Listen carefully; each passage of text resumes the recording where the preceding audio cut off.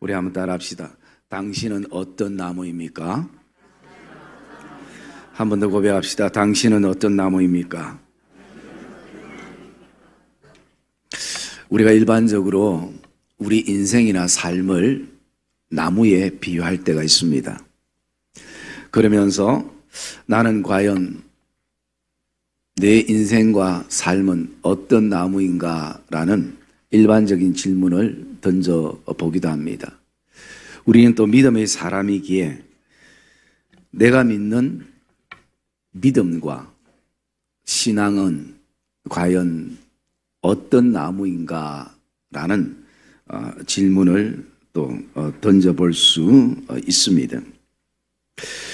오늘 이 본문에는 네 가지의 나무가 나옵니다.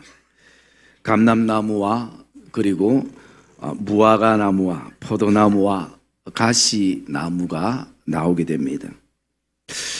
이것은 단지 나무의 이야기가 아니라 이것은 우리의 인생의 이야기고 우리의 삶의 이야기고 또 우리의 신앙의 이야기임을 우리가 느낄 수 있는 것입니다.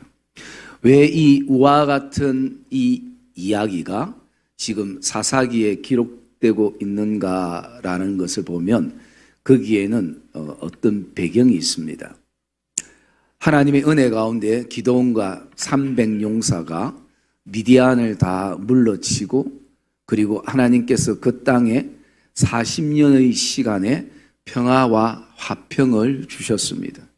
이게 얼마나 큰 은혜입니까?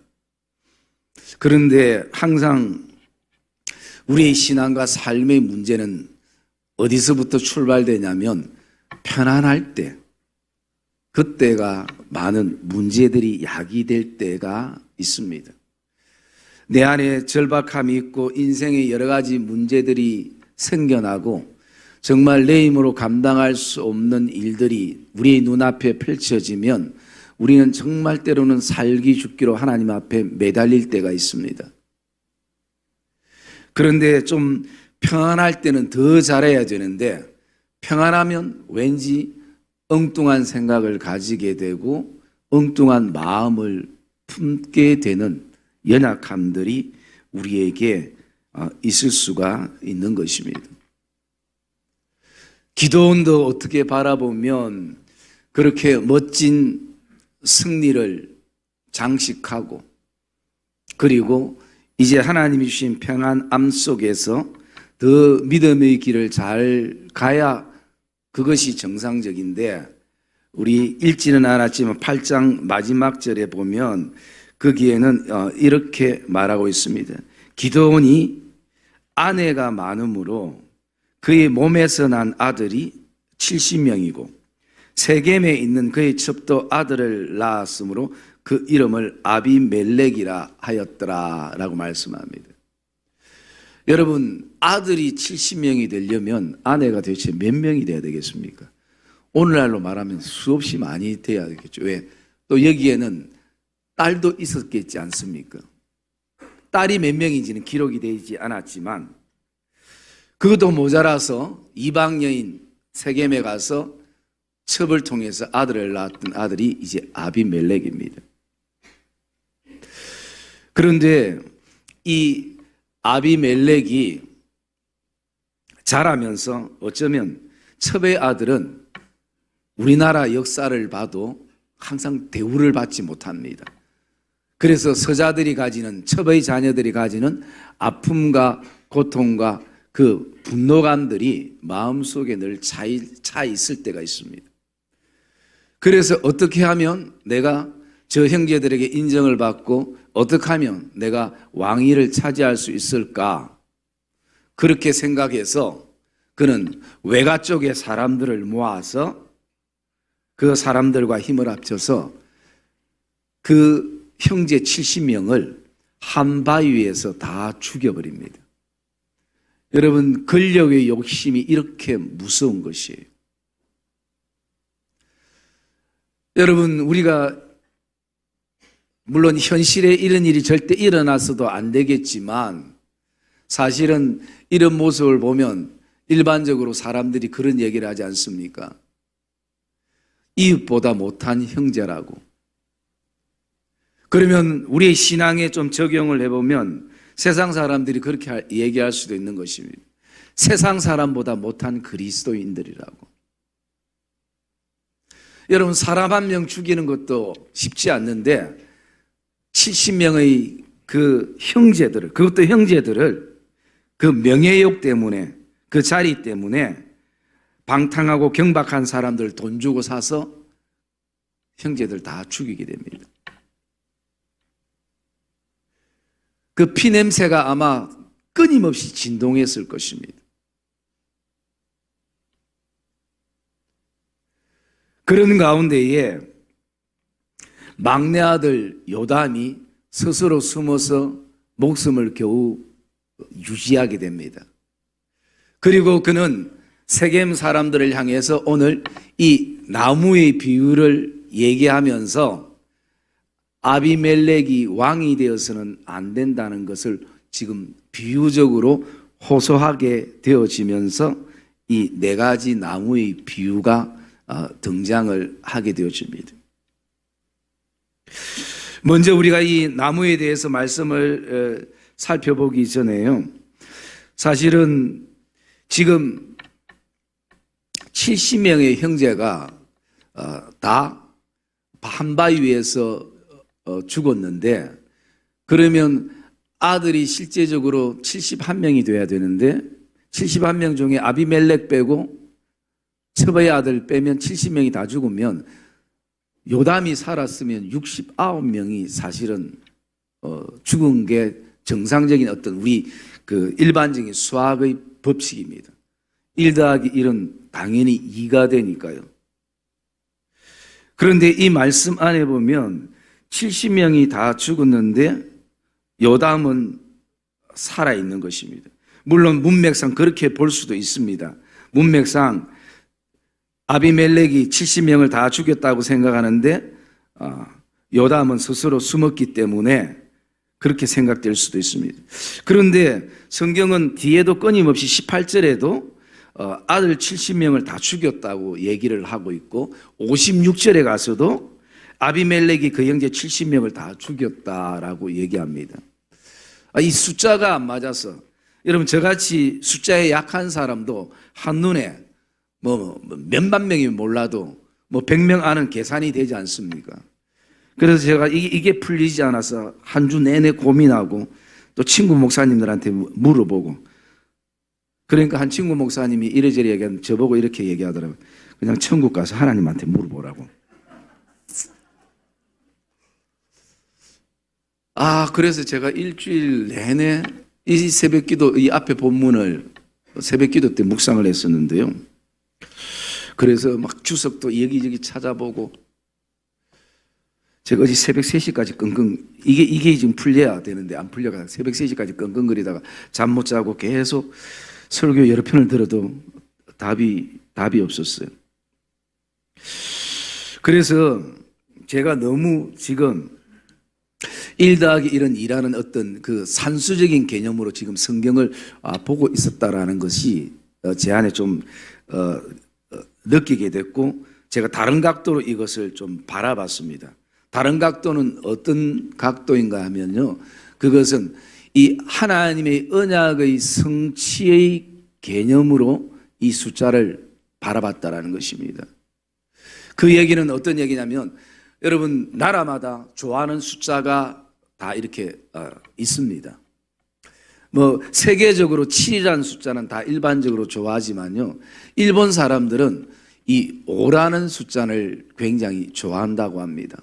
왜냐하면 이 5라는 동전이 일본어로 고엔이라고 얘기하는데요. 그 고엔이라는 이 동전은 좋은 인연을 만나게 된다, 인연의 복을 의미하기 때문에 일본 사람들은 5라는 숫자를 좋아한다고 합니다. 그리고 일본 사람들은 8이라는 숫자도 좋아한답니다. 왜냐하면 그 8을 한문으로 쓰다 보면 사람 인자처럼 밑에 다리가 이렇게 넓어져 있기 때문에 그것은 관계가 넓어지고, 그리고 재물이 넓어지고 지위가 넓어지는 그런 개념으로 8이라는 숫자를 좋아한다고 합니다. 그리고 중국 사람들도 좋아하는 숫자가 있습니다. 중국 사람들이 좋아하는 숫자는 또 8이라는 숫자를 좋아하는데, 왜 중국 사람들이 8을 좋아하냐면 그 8이라는 그 숫자를 통해서 재물이 자기들에게 붙는다는 것입니다. 일반적으로 세상 사람들이 얘기하면 재물 복이 있다 할 때 그 8자를 굉장히 좋아하고요. 그 다음에 중국 사람들은 또 이 9자를 굉장히 좋아한다고 합니다. 그 9자는 왜냐하면 아주 오래 살 수 있는 어떤 장수의 복을 의미하기 때문에 그 9자를 좋아한다고 합니다. 여러분, 우리 한국 사람들은 어떤 숫자를 좋아하겠습니까? 7은 일반적인, 아까 얘기를 해. 7은 전 세계 사람들이 좋아하는, 한국 사람들은 3자를 좋아한다고 합니다. 왜냐하면 그게 뭐 좋아서 좋기보다는 이 동양 사상이 우리에게 아주 흘러오면서 왜 3자를 좋아하냐면 음양의 합이 1과 2가 3이라는 이 음양의 이 조합이 되어질 때 힘이 생겨지고 모든 것이 복이 되어진다고 해서 한국 사람은 3자를 좋아한다고 합니다. 물론 그 숫자가 그렇게 큰 의미는 없겠지만, 또 개인적으로 좋아하는 숫자가 한국 사람이라도 다를 수 있겠지만 그렇다고 합니다. 제가 왜 이 말씀을 드리냐면, 히브리인들은 그러면 어떤 숫자를 좋아하는가? 히브리인들이 좋아하는 숫자가, 히브리인들은 숫자마다 의미가 있습니다. 이것을 다 할 수는 없고요. 첫 번째 보면 1이라는 숫자는 대표성을 의미하는 것입니다. 그 다음에 2라는 숫자는 항상 정인을 의미하는 것이요. 그리고 3이라는 숫자는 사람들에게 희망과 소망을 가지게 하는 히브리인들의 숫자입니다. 그래서 히브리인들이 지금 가지고 있는 이 사고의 개념으로 바라볼 때 왜 3이 희망과 소망의 숫자인가? 1은 땅을 칭하고 2는 지구를 칭하고, 즉 지구 안에 하늘을 칭하고, 3은 다른 삼층층, 즉 오늘로 우리가 말하면 천국, 헤븐, 즉 파라다이스, 이것을 원하기 때문에 희망과 소망의 숫자가 3인 것입니다. 그리고 7은 완전수인 것입니다. 그리고 6은 불완전한 수인 것입니다. 그래서 계시록에도 666이라는 숫자가 나오기도 하지 않습니까? 그래서 이 7이라는 숫자, 그리고 이 70이라는 이 숫자는 하나님의 언약의 성취와 연관이 있는 숫자라는 것이에요. 여러분, 성경을 다 지금 우리가 찾아볼 수 없지만 창세기부터 이렇게 쭉 찾아보면요, 야곱의 허리에서 나왔던 요셉의 자녀들이 70명인 것이요. 그리고 장로님들을 세울 때에 항상 70명을 세웠습니다. 그뿐만 아니라 바벨론의 포로의 완성기가 70년이에요. 신약에 와서 예수님께서 전도를 위해서 파송할 때에 70인을 세웠습니다. 그래서 오늘 이 숫자가 우리 눈에는 계산으로는 맞지 않지만, 어떤 이것을 단순한 어떤 산수의 개념이 아니라 하나님의 언약의 성취의 개념으로 바라볼 때 이 사람들은 다 이제는 70명이라는 숫자가 죽었다라는 그 의미를 우리가 알 수가 있는 것입니다.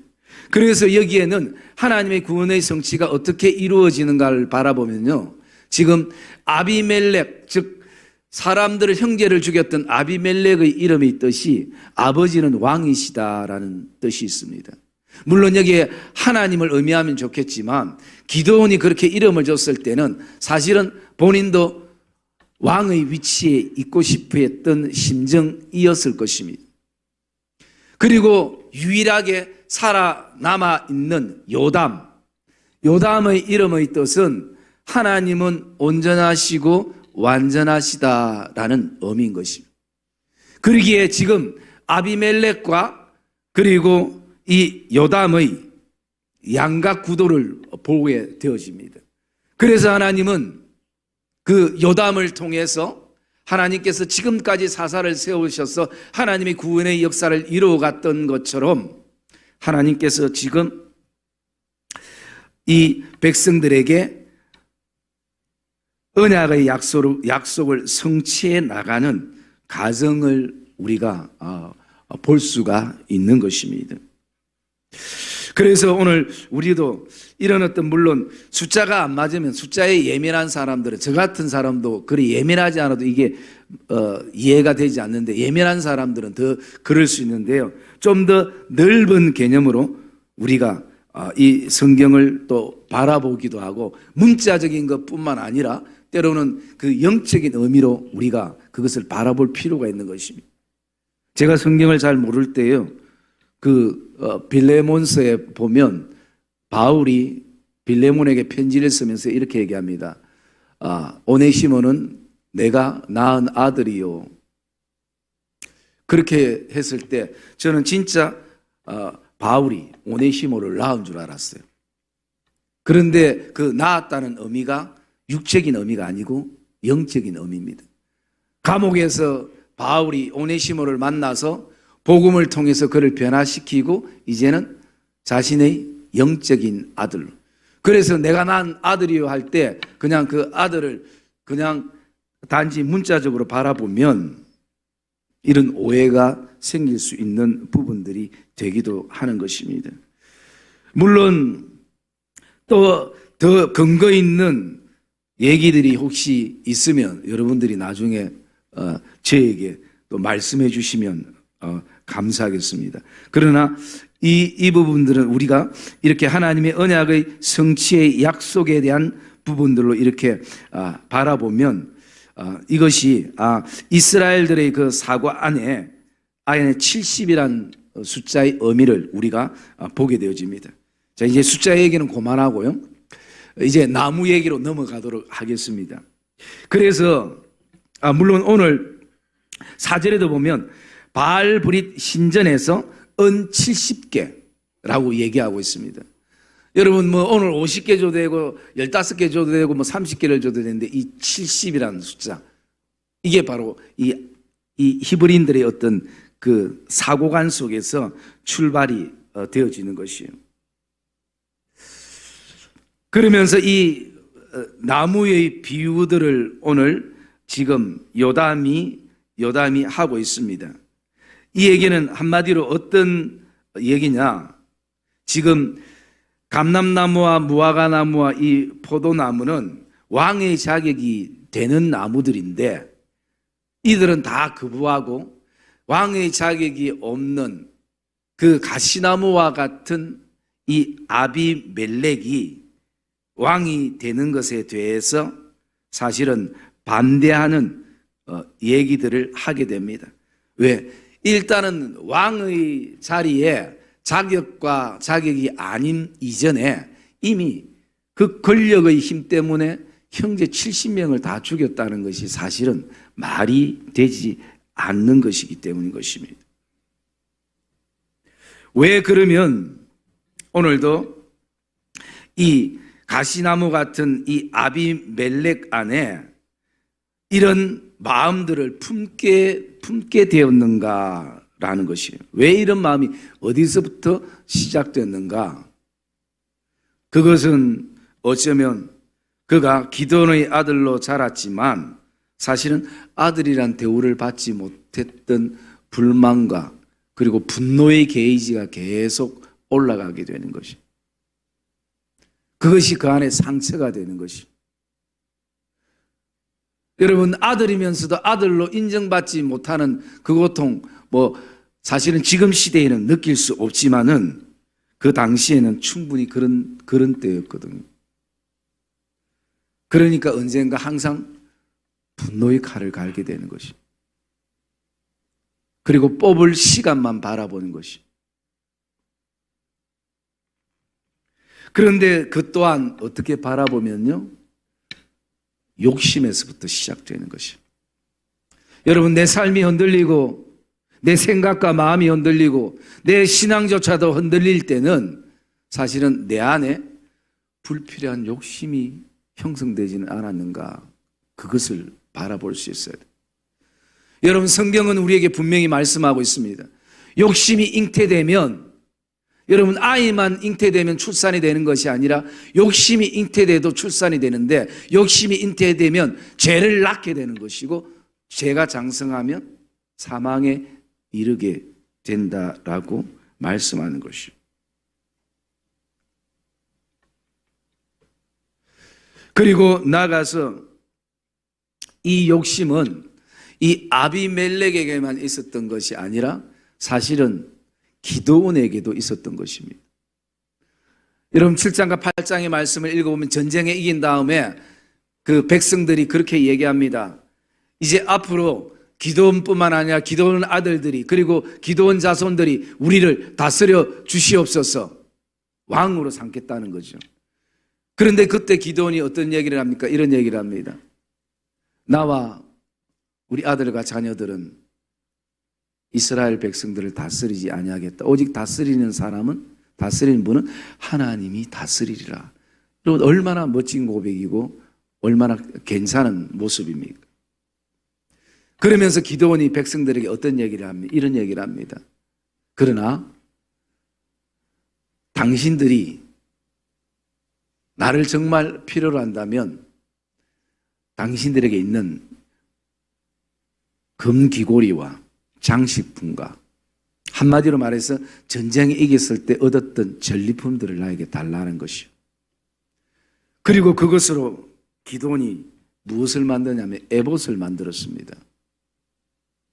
여러분, 에봇은 무엇을 의미하냐면, 에봇은 이스라엘 백성들이 하나님 앞에 제사 드릴 때 제사장들이 입었던 옷이었습니다. 12지파의 흉패가 붙어져 있고 그것을 만들었습니다. 모든 장식품과 금을 가지고 그 에봇을 만들게 되어졌는데요. 그 에봇을 만든 이유가 뭔가라는 것이, 그 이유 안에는요, 두 가지 이유가 있습니다. 첫 번째 하나는요, 금은이 기드온에게 욕심났기 때문인 것입니다. 그런데 그것을 다 걷어서 아무것도 안 하면 사람들이 오해할 수 있고 손가락질할 수 있기 때문에 그가 만든 것이 에봇입니다. 명분을 세워놓는 것이. 여러분, 이 에봇은 하나님께 제사, 즉 하나님 앞에 영광을 돌릴 때 쓰이는 너무나 귀한 것입니다. 그런데 인간의 욕심과 탐욕이 들어가서 에봇을 쓰게 되면요, 에봇이 우상이 되어져 버린 것입니다. 오늘 우리의 믿음의 걸음도 마찬가지입니다. 오늘 나의 그 어떤 자리와 성공과 안정을 누리기 위해서 하나님을 필요로 하는 신앙이 어느 순간부터 되어져 버립니다. 에봇을 오늘도 하나님의 영광의 시각으로 바라보느냐, 아니면 내 욕심을 채울 수 있는 어떤 수단으로 바라보느냐, 그에 따라서 에봇의 기능은 달라지는 것입니다.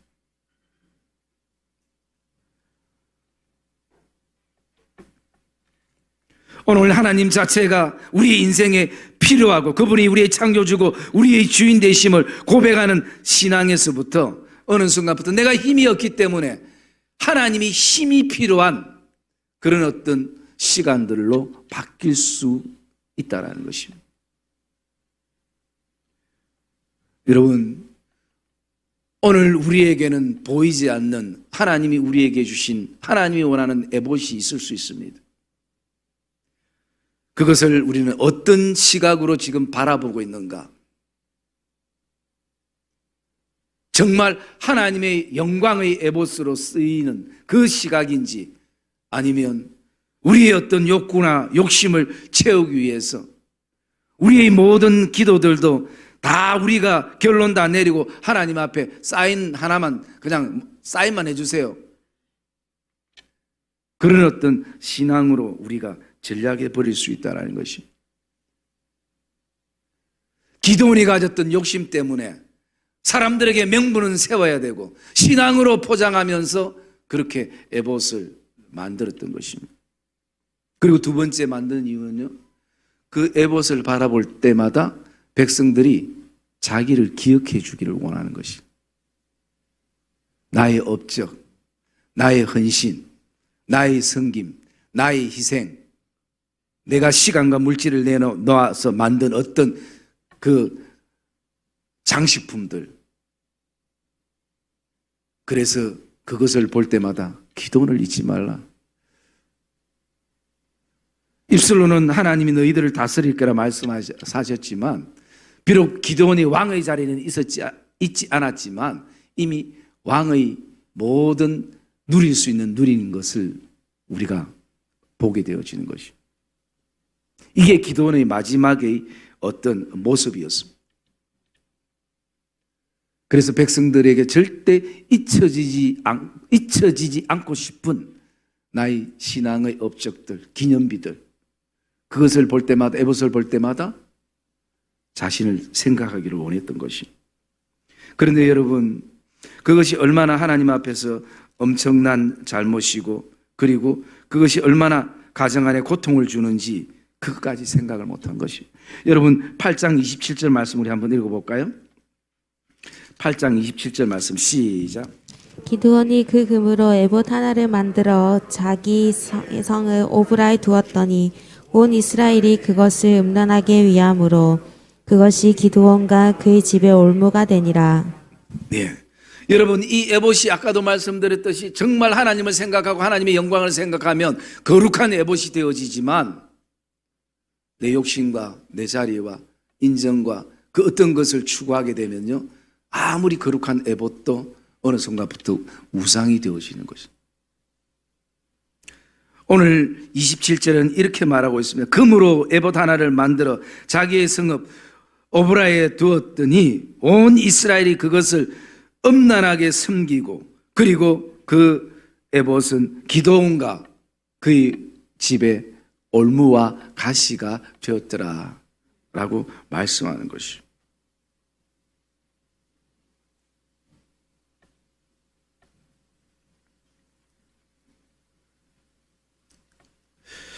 그러면서 아비멜렉은 여러분 형제 70명을 죽였는데 왕이 되기 위해서는 이거보다 더 큰 것도 할 수 있는 그런 욕심으로 가득 차 있는 상황이 되어지는 것입니다.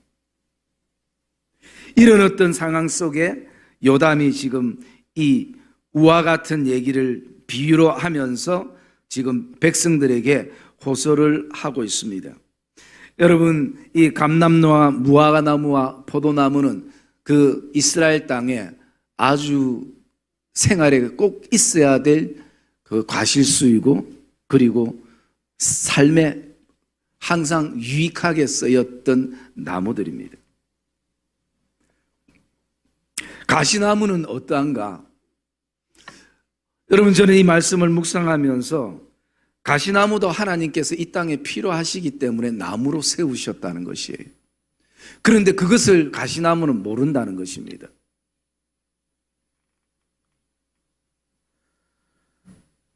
여러분, 가시나무는 어떻게 보통 쓰이냐면요, 보통 두 가지로 쓰입니다. 하나는 가시가 다 제거된 다음에 그 다른 불들을 지필 수 있는 부직갱이로 쓰이기도 합니다. 그래서 불이 꺼지지 않도록, 여러분, 그렇게 부직갱이로 쓰이려면 자신이 타야 되는 것이에요.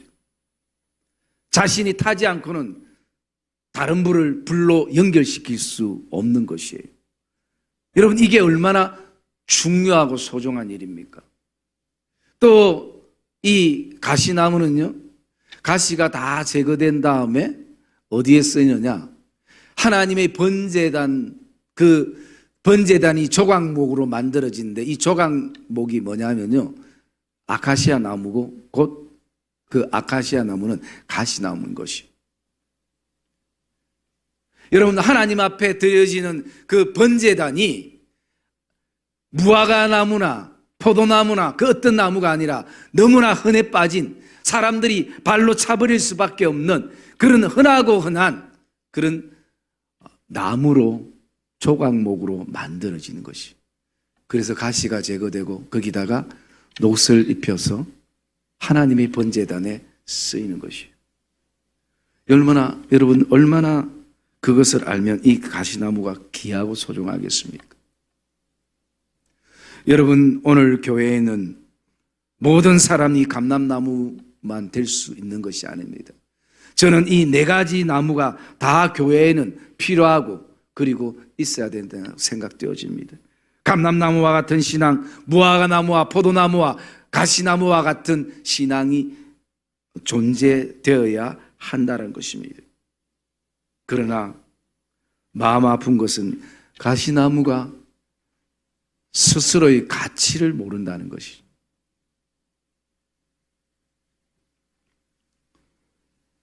그래서 오늘 이 말씀 속에서 우리가 나는 어떤 나무인가라는 것을 묵상하는 것도 중요하지만요. 여러분, 그보다 더 중요한 게 있습니다. 그것은 내가 어떤 나무이든지 자신의 인생과 신앙과 그리고 존재의 가치를 먼저 발견하기를 주의 이름으로 축복합니다. 여러분, 이것을 진짜 하나님이 내게 주신 이 가치를 알지 못하니까요, 그가 자꾸 엉뚱한데 마음을 두게 되는 것입니다. 여러분, 오늘도 우리의 신앙과 삶의 나무가 크든 적든 가치를 알면 하나님 앞에 감사하게 되어지는 것입니다. 그리고 또 두 번째 우리가 생각할 수 있는 것은요, 하나님께서 나를 이 땅에 나무로 심겨주셨을 때에 우리는 그 내 소명이 뭔지를 알 수 있어야 된다는 것이. 가시나무는 그것을 소명을 몰랐습니다. 여러분 9절 말씀 한번 읽어볼까요? 9절 말씀 읽어봅시다. 시작. 바나나무가 그들에게 이르되 내게 있는 나의 기름은 하나님과 사람을 영화롭게 하나니 내가 어찌 그것을 버리고 가서 나무들 위에 옷줄 대리려 한지라. 예, 여러분 감람나무와 무화과나무와 포도나무 공통적으로 나오는 것이 뭐냐면요, 내가 어찌 이것을 버리고 내가 그것을 버리고 라는 고백인 것입니다. 그것은 내가 왕의 자리에 있지 않아도 하나님이 내게 있는 나의 기름을 주시고 열매를 주시고 나의 단것과 포도주를 주신 이 주신 것의 가치를 생각하면서 내 안에 있는 것에 감사하면서 그 가치를 생각하면서 나는 오늘도 이것을 내가 어찌 버리고 다른 나무 위에 내가 오늘도 우쭐댈 수 있을까? 그것은 뭐냐면요, 나무가 가지는 소명인 것입니다. 절대 이 새 그루의 나무는 이것을 버릴 수 없다라는 것입니다. 이게 내 소명인데, 이게 내 사명인데 어떻게 힘들고 어렵다고 고통스럽다고 이것을 내팽개칠 수 있을까? 나는 그렇게 못한다라는 것이에요. 아무리 왕의 자리가 탐이 나고 그 자리가 좋아 보여도, 그런데 여러분 가시나무는 그것을 알지 못하니까요, 15절에 보면 이렇게 얘기합니다. 너희가 나를 왕으로 삼으려면 내 그늘에 피하라. 여러분 가시나무는 그늘이 없습니다.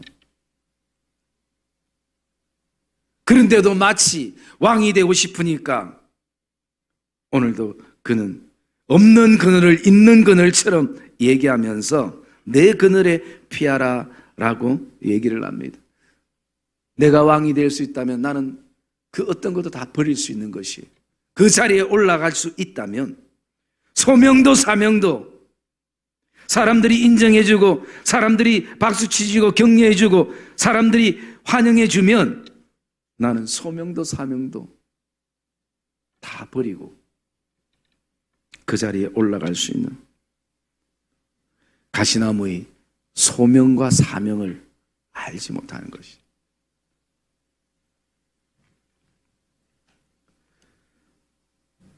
그리고 여러분 또 세 번째 우리가 이 나무들을 통해서 기억할 수 있는 것은요, 가시나무 빼고 이 세 가지의 나무는 자기의 존재 목적을 분명히 알고 있습니다.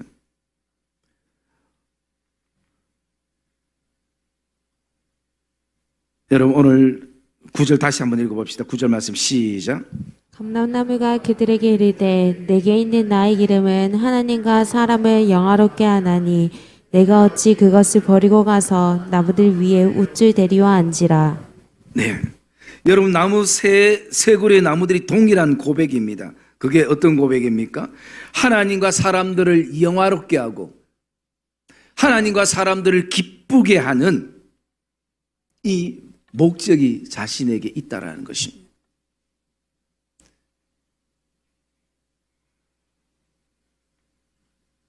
여러분, 가시나무도 목적이 있을 것입니다.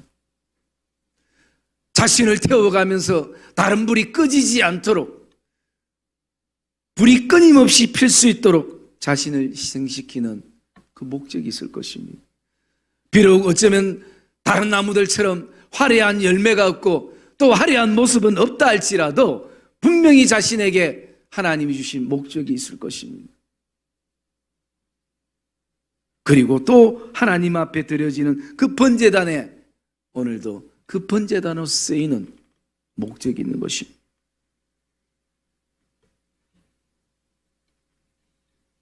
그리고 우리가 네 번째로 또 묵상할 수 있는 것은요,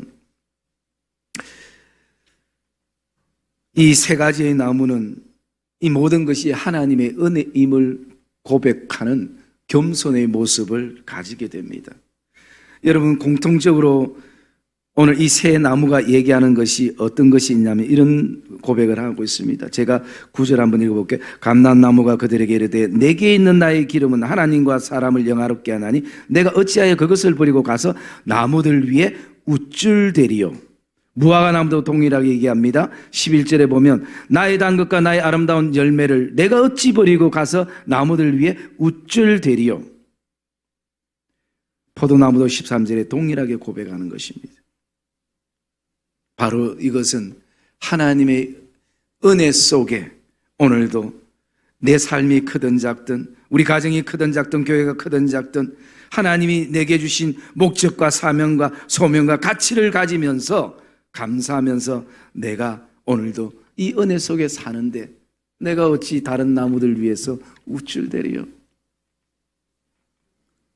그런데 가시나무는 오늘도 하나님의 은혜를 잊어버리고 은혜를 잊어버리니까 겸손이 아니라 어떻게 하면 내가 저 상대를 죽여서 나를 높일 수 있을까? 모든 사람이 죽여야 될 대상이고 적으로 보이는 것이 오늘 15절 말씀에 보면 그렇게 합니다. 내 그늘에 피하라. 그리하지 아니하면 불이 가시나무에서 나와서 레바논의 백향목을 사를 것이니라. 무조건 죽이면 해결된다고 생각되어지는 것이 오늘도 그렇게 하면 사람들이 나를 높여줄 것이라고 내가 모든 나무보다 더 우쭐댈 수 있을 것이라는 그런 교만과 착각의 모습을 보게 되어집니다. 사랑의 믿음의 성도님들, 오늘 저는 나무의 종류를 말하고 싶은 것이 아닙니다. 물론 제목은 당신은 어떤 나무입니까? 랄 때에 물론 우리 스스로가 포도나무와 그리고 감람나무와 그리고 또 무화과 나무임을 고백을 가질 수도 있지만 혹시 이 모습 속에서 우리 스스로가 나는 돌아보니까 어쩌면 정말 가시나무와 같은 존재이구나. 끊임없이 누군가를 찔러야만 내가 살아날 것 같고 누군가에게 고통을 줘야만이 그 고통 때문에 나를 인정해 줄 것 같은 그런 가시나무 같은 존재이구나 라고 혹시 그런 생각이 든다면 여러분 그 가치를 발견하기를 주의 이름으로 축복합니다. 그리고 소명과 다시 한번 가시나무가 가지는 그 목적을 저와 여러분들이 발견하기를 주의 이름으로 축복합니다. 교회는 오늘 말씀처럼 감람나무도 필요하고, 그리고 무화과나무도 필요하고, 포도나무만 필요한 것이 아니라 가시나무도 그 존재가 인정돼야 되는 것입니다. 그래서 오늘 저와 여러분들이 이 말씀 속에서 정말 오늘도 감람나무와 무화과나무와 포도나무처럼 이런 아름다운 감사와 가치와 소명과 목적을 발견하시고, 오늘 가시나무 같은 우리 인생이라 할지라도 다시 한번 하나님 앞에서 그 가치와 소명과 목적과 은혜가 발견되어지는 이 예배가 되시기를 주님의 이름으로 축복합니다.